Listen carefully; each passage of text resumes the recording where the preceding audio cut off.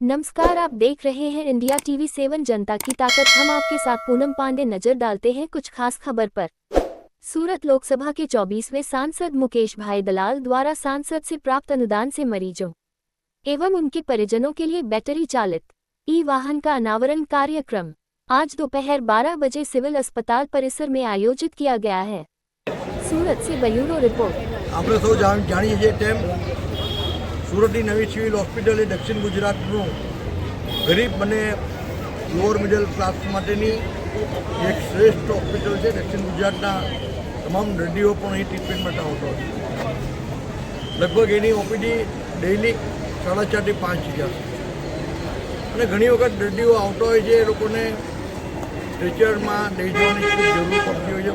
વાહનની સુવિધાઓ થોડી ઓછી છે, દર્દીઓને પણ લઈ જવા સાથે પૂરતા હોય છે।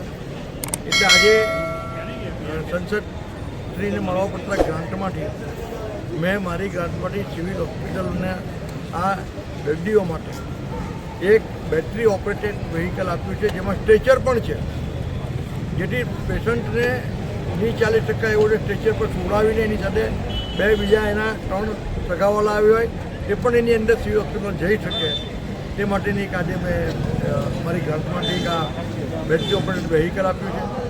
આના પછી પાછું ભવિષ્યમાં માત્ર દર્દીઓને સગાવાલાને અવરજવર કરી શકાય અહીંયા તે પણ બીજી એક મેં બેટરી ઓપરેટેડ વ્હીકલ આપવાનું મેં કમિટમેન્ટ આપ્યું છે। આવનારા દિવસોમાં શું વધુ બીજી આવી વ્હીકલો આપવાની શક્યતા? હા, પૂરેપૂરી સંભાવના છે, મેં ચકાસી લીધી છે અને મેં કહ્યું છે કે મારા સર્વશ્રેષ્ઠ પ્રયત્ન કરી કે તમારી જે રિક્વાયરમેન્ટ છે એ પૂરેપૂરી થઈ જાય, એટલે મારા સર્વશ્રેષ્ઠ પ્રયત્નો રહેશે। Okay sir, thank you.